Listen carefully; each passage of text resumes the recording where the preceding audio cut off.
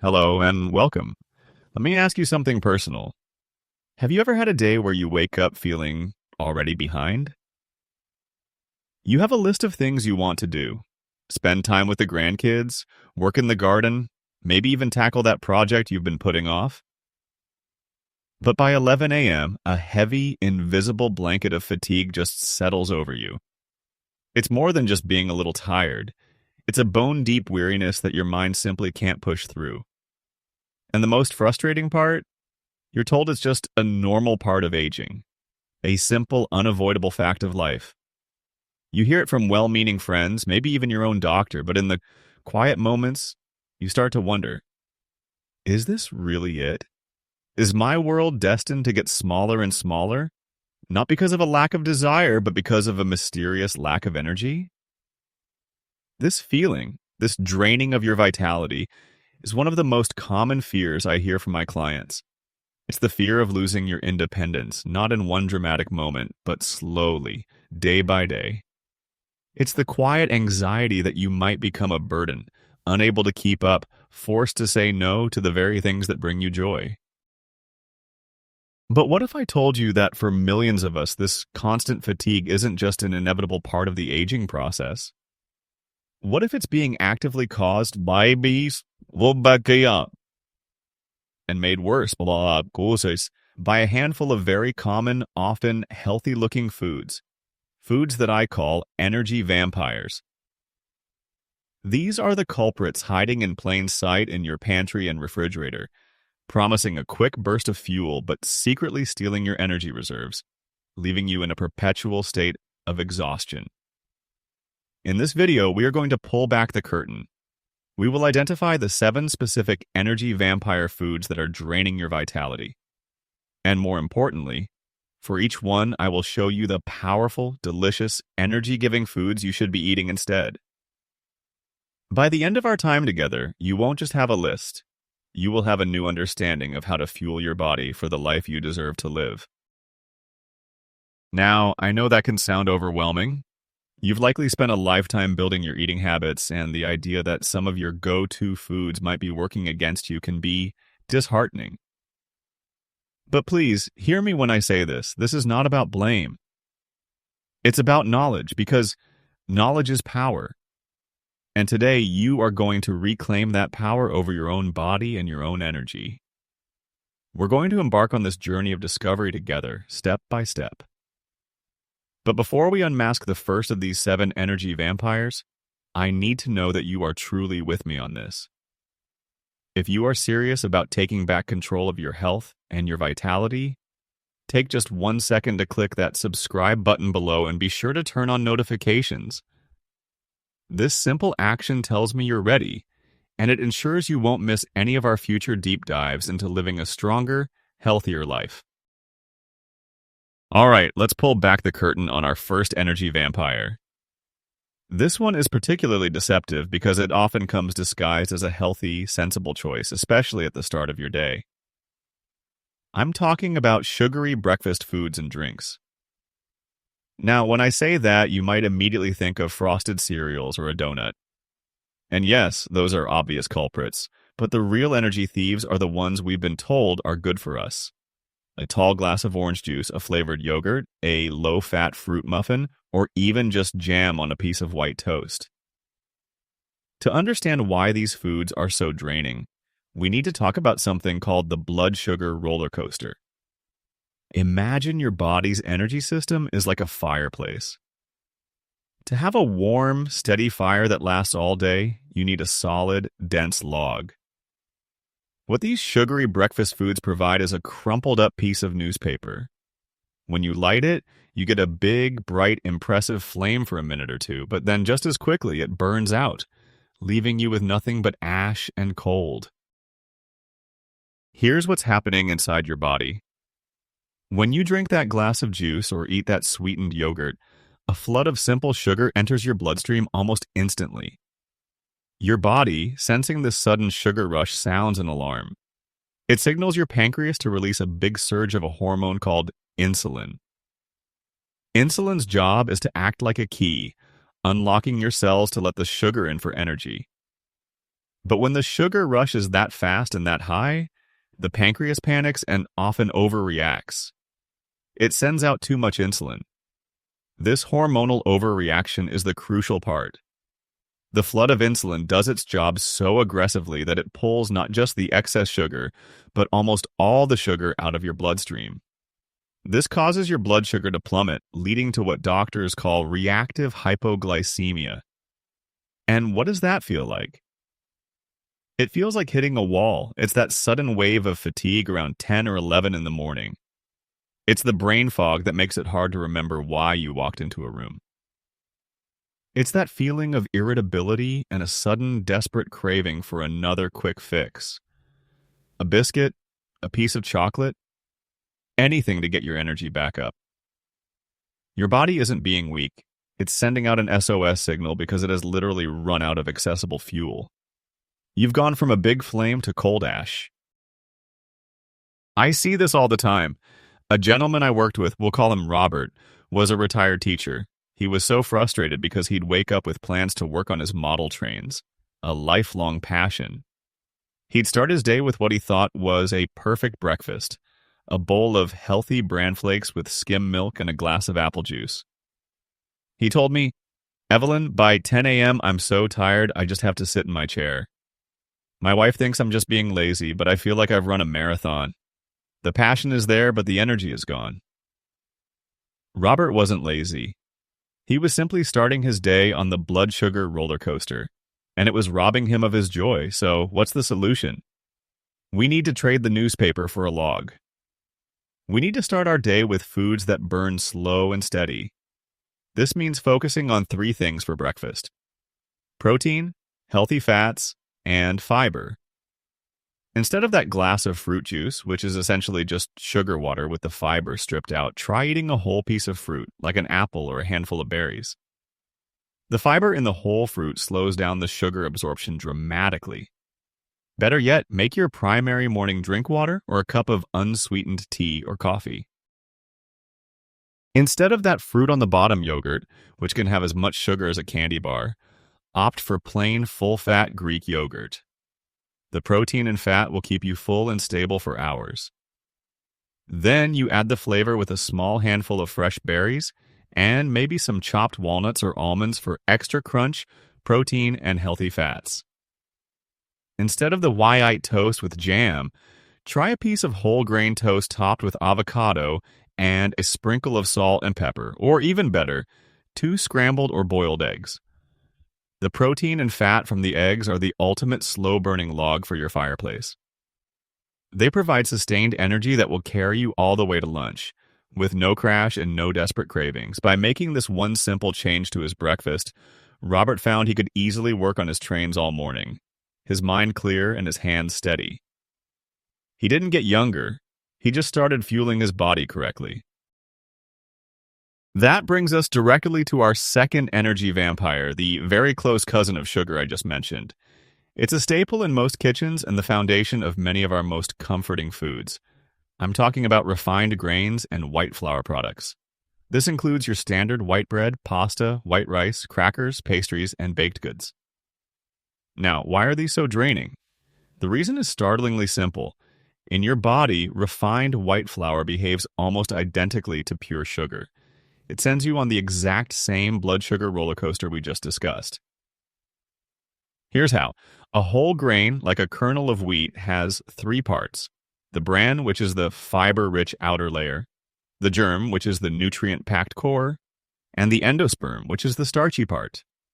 To make white flour, the milling process aggressively strips away the bran and the germ, taking all the fiber, B vitamins, and healthy minerals with them. All that's left is the starchy, powdery endosperm. When you eat this refined starch, your body doesn't have to do any work. There's no tough fiber to break down. It converts that starch into glucose or blood sugar almost instantaneously. So, that seemingly harmless sandwich on soft white bread? To your metabolism, it's not much different from spooning sugar into your mouth. It gives you that same newspaper on the fire effect. A quick, hot flame followed by a sudden crash that leaves you feeling depleted and foggy. This is the source of the classic afternoon slump. Imagine this scenario. You meet a friend for lunch. You decide on something light, maybe a simple bowl of pasta with a tomato sauce, or a turkey sandwich on a soft white roll. It tastes wonderful and you feel satisfied. But an hour or two later, you get home and an overwhelming wave of lethargy washes over you. You want to read your book or call your daughter, but all you can think about is lying down. Your eyelids feel heavy, your thinking is slow and muddled. It's a feeling I call the white flower fog. Many people just accept this as a normal part of their day. Oh, I always get sleepy after lunch. They blame it on a big meal, or just the time of day, or, most commonly, on getting older. But it's not your age, it's the rapid spike and subsequent crash of your blood sugar, orchestrated by those refined carbohydrates. This cycle not only drains your physical energy, but also impacts your mental clarity and mood, leaving you feeling sluggish, unmotivated, and even a little bit down. It's a thief of productive, joyful afternoons. So, what is the powerful, energy-giving alternative? The solution here is not to eliminate carbohydrates, but to choose the right ones. We need to switch from refined, simple carbs to complex, whole grain ones. Instead of white bread for your sandwiches, look for bread that says 100% whole wheat or 100% whole grain as the very first ingredient. Even better, try a dense German-style rye bread or a traditionally made sourdough, which is easier on the digestive system for some people. Instead of white pasta, which can leave you feeling bloated and tired, experiment with whole wheat pasta. Or for an even bigger boost of protein and fiber, try some of the wonderful pastas now made from chickpeas, lentils, or edamame. They have a fantastic texture and will keep you feeling full and energized for hours. And when it comes to rice, simply swap white for brown. Or even better, explore other ancient grains like quinoa, which is a complete protein, or barley and farro, which are packed with fiber. These aren't just substitutes, they are upgrades. They provide a slow, steady release of energy, the sturdy log for your fire, that will keep your body and brain running smoothly all afternoon. You'll be amazed at how clear-headed and capable you feel when you're not fighting that post-meal fog. So we've addressed the obvious and not so obvious sugars. But it's not just the carbohydrates that can clog our energy systems. Let's move on to our third energy vampire, a category of foods that works on a deeper, more cellular level to drain your vitality. These don't just cause a temporary crash, they can create a state of chronic, simmering exhaustion. I'm talking about foods high in unhealthy industrial seed oils and trans fats. This might sound a bit scientific, but stick with me because this is one of the most important concepts for long-term health. These unhealthy fats are found everywhere in our modern food supply. They include oils like soybean oil, corn oil, cottonseed oil, canola oil, sunflower, and safflower oil. They are used to make most processed foods, from store-bought salad dressings and mayonnaise to chips, crackers, and cookies. And they are the primary oils used for deep frying in most restaurants. The other major villain here is partially hydrogenated oil, the main source of artificial trans fats, which is often found in things like margarine, coffee creamers, and packaged baked goods. So, why are these fats so destructive to our energy levels? It comes down to a process called inflammation. Think of inflammation as your body's internal fire department. When you get an injury, like a cut on your finger, the area gets red, swollen, and warm. That's acute inflammation, your body's emergency response to heal the damage. It's a good thing. But when you constantly consume these highly processed industrial seed oils, you trigger a low-grade chronic inflammation that smolders throughout your entire body, day after day. It's like having the fire alarm going off softly in every room of your house, all the time. Your body is in a constant state of low-level emergency. And what is the number one symptom of a body that is constantly fighting a fire? Profound fatigue. Your immune system is working overtime, diverting massive amounts of energy and resources to try and manage this internal invisible threat. This leaves very little energy left over for you, for thinking, for moving, for living. It's a deep, systemic weariness that no amount of sleep seems to fix. It can also manifest as chronic pain, stiff joints, and brain fog because your brain and joints are also victims of this systemic inflammation. I remember a lovely woman named Carol who came to see me. She was in her late 60s and suffered from terrible arthritis and a level of fatigue she described as paralyzing. She told me, "Evelyn, some days it hurts just for my clothes to touch my skin. And the tiredness, it's like my battery is always at full." We went through her diet, and she was doing so much right. She avoided sugar and ate plenty of vegetables, but almost all her food was prepared with either canola oil or margarine. Her favorite salad, her healthy lunch, was being doused in a store-bought vinaigrette made with soybean oil. She thought she was making healthy choices, but she was unknowingly fueling the very mire of inflammation that was causing her pain and exhaustion. The solution here is a powerful and delicious oil change for your kitchen and your body. It's about swapping out the inflammatory fats for anti-inflammatory, energy-supporting ones. First, go through your pantry. Get rid of the vegetable oil, the corn oil, the soybean oil, the margarine. Instead, for your everyday cooking at medium heat, use extra virgin olive oil, a cornerstone of the heart-healthy Mediterranean diet, or avocado oil, which has a higher smoke point. For high-heat cooking like searing coconut oil or even good old-fashioned butter or ghee are excellent, stable choices. Second, become a label detective. When you buy packaged foods, from crackers to mayonnaise, turn the package over and read the ingredients. If you see those industrial seed oils listed, look for a brand that uses olive oil or avocado oil instead. They are becoming more and more common. And third, embrace whole food sources of healthy fats. These are nature's perfect energy packages. Think of avocados, nuts like walnuts and almonds, and seeds like chia and flax, and especially oily fish like salmon, mackerel, and sardines, which are packed with omega-3 fatty acids, the most powerful anti-inflammatory fats on the planet. By swapping her canola oil for olive oil and adding more salmon and avocados to her diet, Carol found that within a few months, her joint pain had significantly decreased, and her energy levels were higher than they'd been in a decade. She wasn't fighting a fire anymore. Our fourth energy vampire is perhaps the most fundamental and overlooked of all. It's not about what you eat, but what you don't drink. The vampire I'm talking about is chronic dehydration, often made worse by excessive consumption of dehydrating beverages.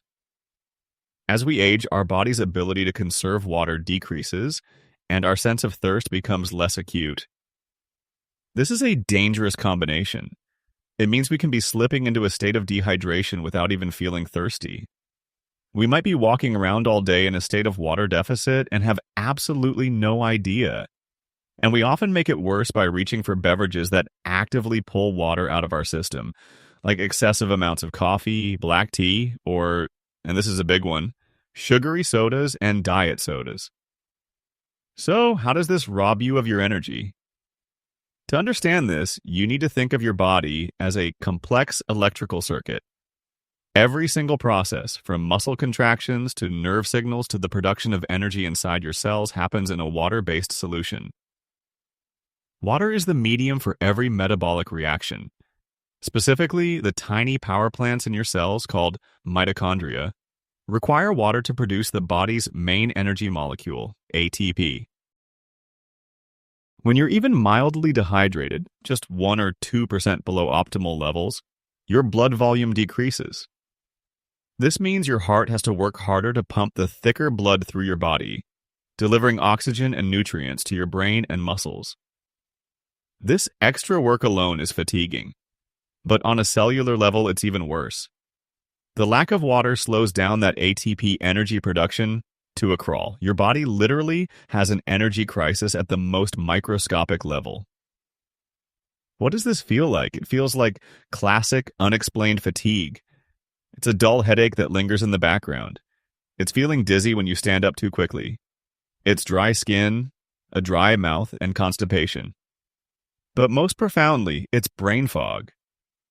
Your brain is about 75% water, and when it's dehydrated, your cognitive function takes a massive hit. You struggle to focus, your memory feels fuzzy, and you feel mentally sluggish as if your thoughts are moving through mud. I remember a client, a retired librarian named Margaret, who was convinced she was in the early stages of cognitive decline.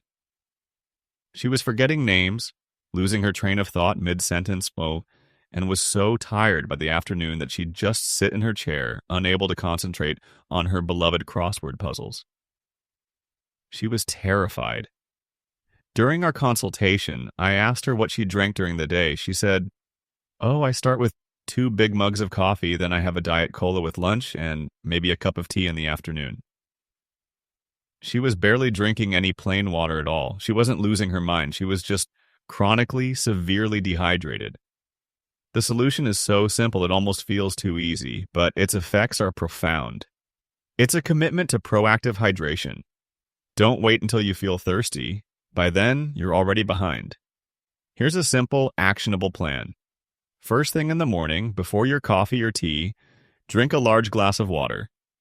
A full 12 to 16 ounces. This rehydrates you after a long night's sleep and kickstarts your metabolism. Then get a reusable water bottle, one that you like, and keep it with you all day. Your goal is to sip from it consistently. You don't need to chug huge amounts at once, just small, steady sips throughout the day. How much? A good general guideline is to aim for about half your body weight in ounces of water per day. So if you weigh 150 pounds, that's about 75 ounces of water. If you find plain water boring, infuse it. Add slices of lemon, cucumber, a sprig of mint, or a handful of berries. Herbal teas like peppermint, ginger, or chamomile also count towards your water intake and come with their own health benefits. The key is to make hydration an easy, automatic habit. For Margaret, this was life-changing. Within a week of focusing on water first, her headaches vanished. Within 2 weeks, her brain fog lifted. She said it was like a cloud had been lifted from her mind. She could do her crosswords again, and her energy was stable throughout the day. It wasn't a magic pill, it was the magic of water.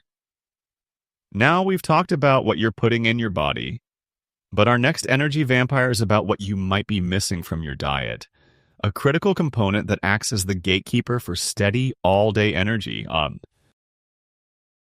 It's not a single food, but rather a category of foods that create a specific kind of nutritional void.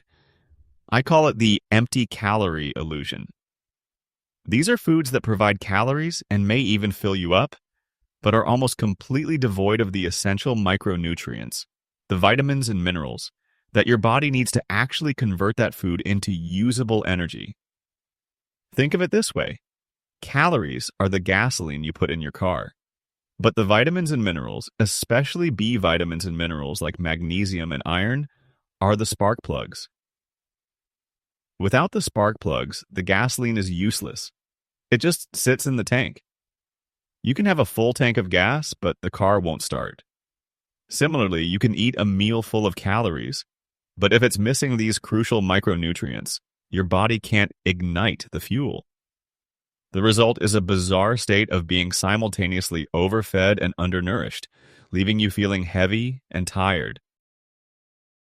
Where do these empty calories hide? They are the hallmark of highly processed and packaged foods.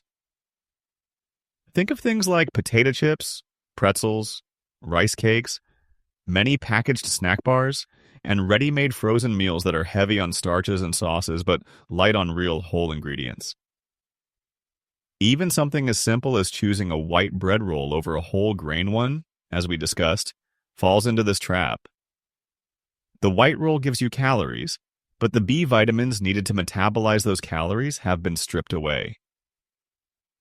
The impact of this is profound, especially for 2 key nutrients. First, the B vitamin family, B1, B2, B3, B6, B12, are the master coenzymes for energy metabolism. They are the workers on the assembly line that turns food into ATP, our cellular energy. A deficiency in any of them brings the whole factory to a grinding halt. Second is magnesium. Magnesium is involved in over 300 biochemical reactions in the body, including every single step of energy production. It's the foreman of the energy factory. Yet, it's estimated that a huge percentage of the population, especially older adults, are deficient in this critical mineral. When you're consistently eating these empty calorie foods, you're not just failing to refuel, you're actively depleting your body's existing stores of these vital nutrients. Your body scavenges what it can to process the food, leaving you in a deeper and deeper nutritional debt. This manifests as a unique kind of fatigue. It's not the sharp crash of a sugar spike, but a more pervasive chronic lack of get up and go. It's feeling uninspired, blah, and like you're operating at 50% capacity all the time. It's a lack of sparkle. I worked with a gentleman, a retired accountant named Arthur, who perfectly described this feeling. He ate 3 square meals a day, never went hungry, but felt perpetually drained. His lunch was often a frozen lasagna, and his evening snack was a bowl of pretzels. He was consuming plenty of calories, but his diet was a nutritional desert. He had a full tank of gas, but no spark plugs. The solution is to consciously and deliberately shift your focus from simply filling up to fueling up. It's about choosing nutrient density over calorie density. Instead of reaching for a bag of chips for a salty crunch, try about a handful of pumpkin seeds. They are one of the best food sources of magnesium on the planet. Instead of a plain rice cake, have an apple with a tablespoon of almond butter, which provides B vitamins, healthy fats, and fiber. Make it a mission to eat the rainbow every single day. Those vibrant colors in fruits and vegetables aren't just for show. They signify a rich diversity of vitamins, minerals, and antioxidants. Dark leafy greens like spinach and kale are powerhouses of magnesium and B vitamins. Brightly colored bell peppers, broccoli, and berries are loaded with vitamin C, which is crucial for iron absorption and fighting fatigue. And prioritize whole, unprocessed foods whenever possible. A simple baked sweet potato, for example, is a nutritional treasure chest. It offers complex carbs for slow-release energy, plus a wealth of vitamins A and C and minerals. Compare that to an equal calorie portion of French fries, which offers very little beyond starch and inflammatory oils. By swapping Arthur's frozen lasagna for a simple meal of baked chicken, roasted broccoli, and a baked sweet potato, we gave his body the spark plugs it was screaming for. The change in his vitality was remarkable. He said he felt switched on for the first time in years. This brings us to another category of food that can interfere with our energy, but this one works by disrupting a system that is absolutely critical for our mood, our immunity, and our vitality. Our 6th energy vampire operates in the very core of our being, a place scientists now call our second brain. I'm talking about your gut. And the vampires here are a class of ingredients I call the gut wreckers, artificial additives and highly processed foods. To understand their devastating effect on your energy, you have to stop thinking of your gut as just a digestive tube.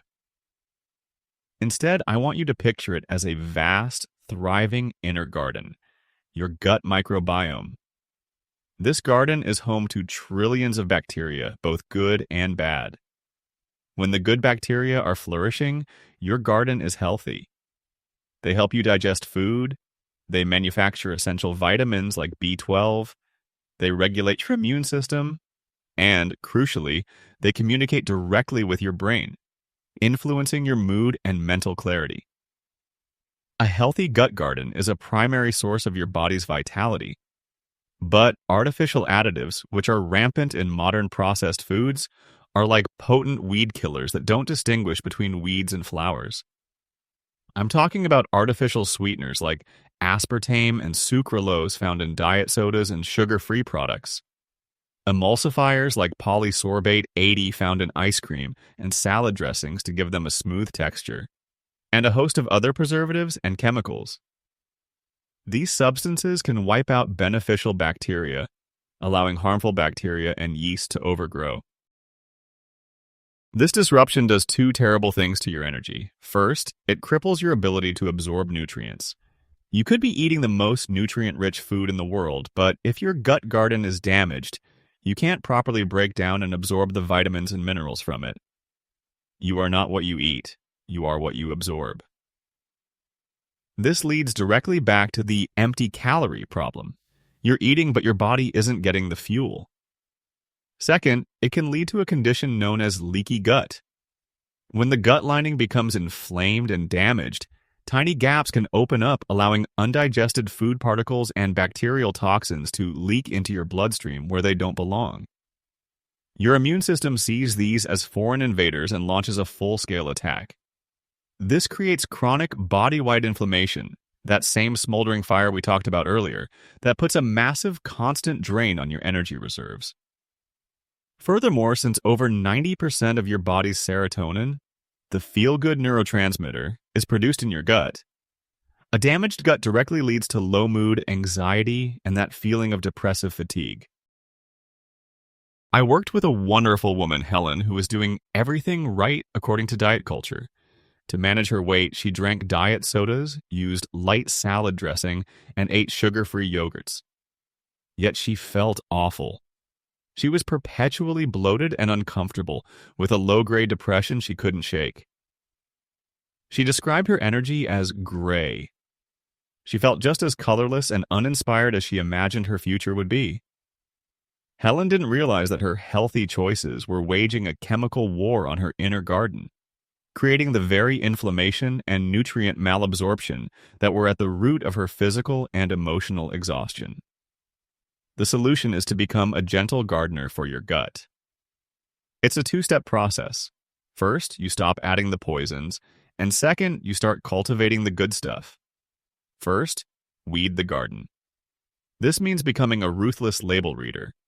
If you see ingredients like sucralose, aspartame, or polysorbate 80, put the product back on the shelf. Opt for foods in their whole natural state as much as possible. Instead of a diet dressing, make your own with olive oil, lemon juice, and a pinch of salt. It's simple, delicious, and healing.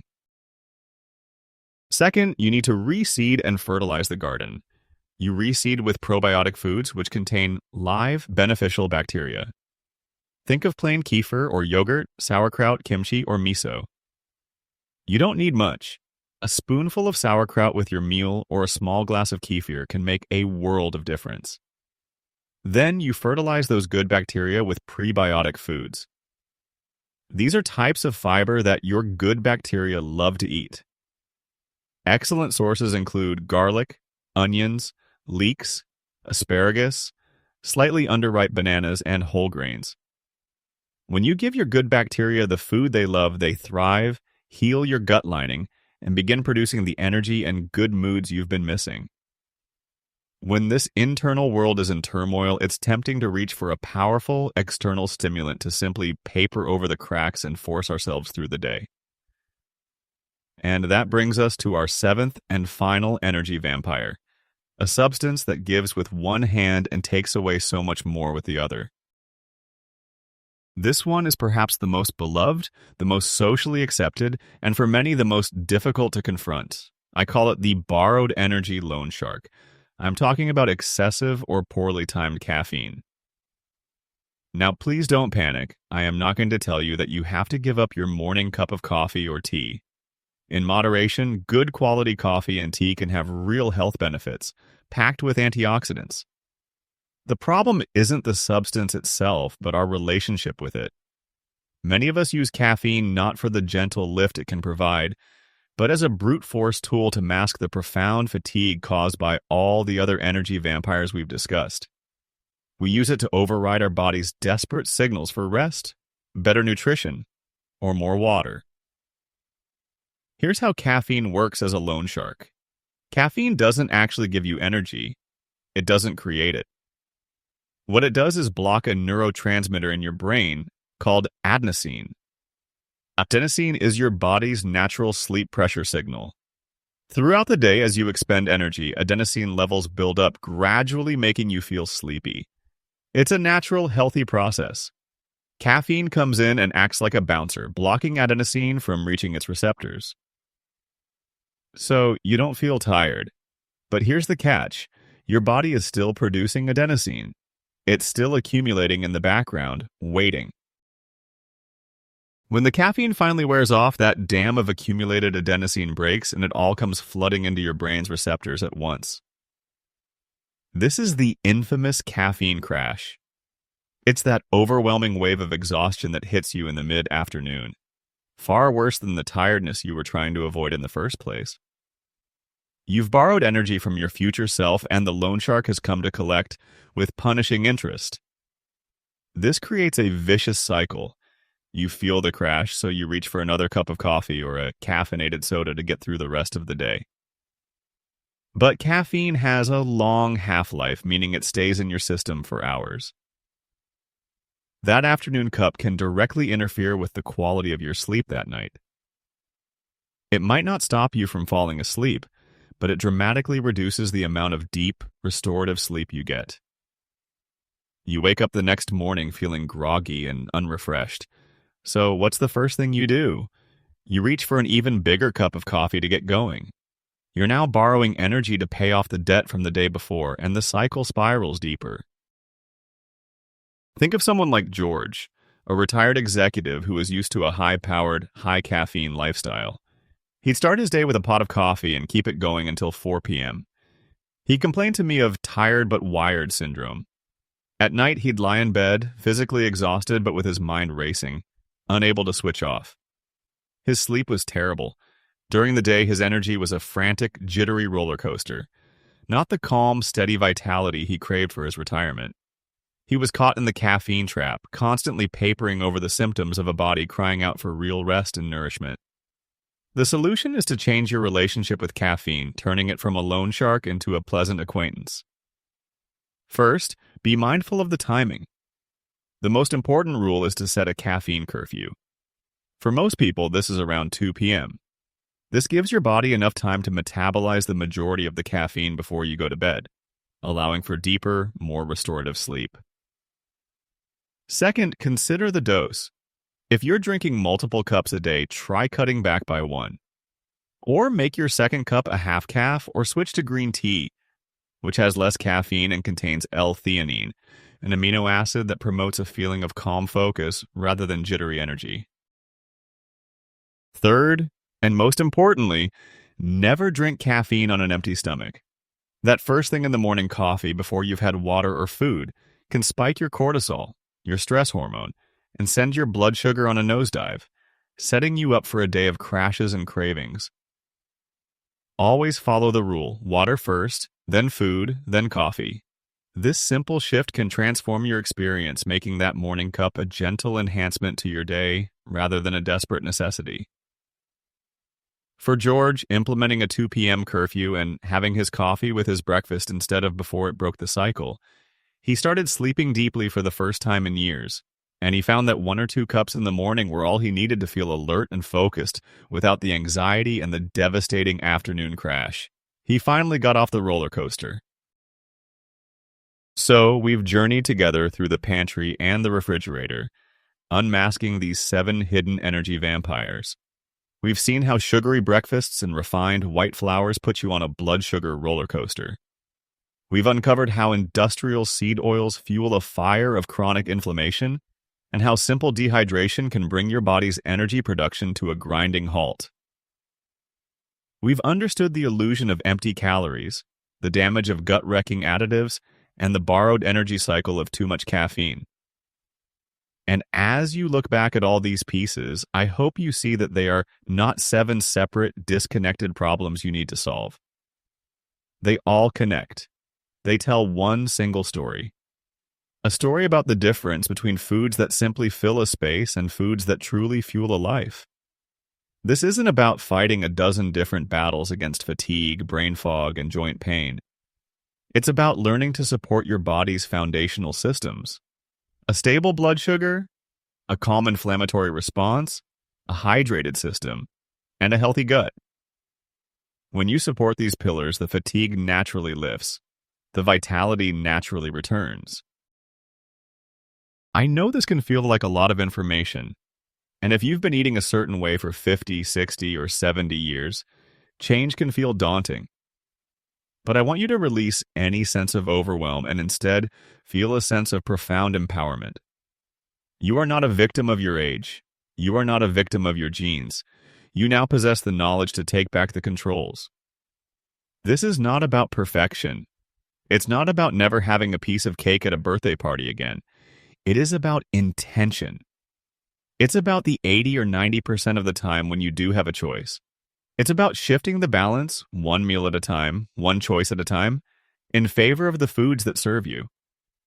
Every time you choose water over soda, olive oil over vegetable oil, whole grains over white flour, you are casting a vote for more energy, more clarity, and more years of joyful, independent living. You are sending a powerful message to every cell in your body that you are on its side.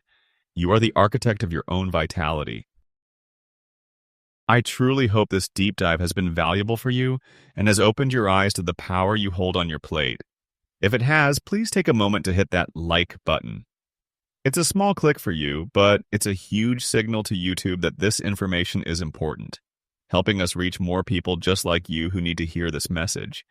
And if you haven't already, please subscribe so you never miss our next investigation into aging with strength and dignity. We are building a real community here, and your presence makes us stronger. Thank you so much for investing this time in yourself today. Remember, small steps, taken consistently, lead to profound transformations. Stay strong, stay informed, and I look forward to seeing you in the next video.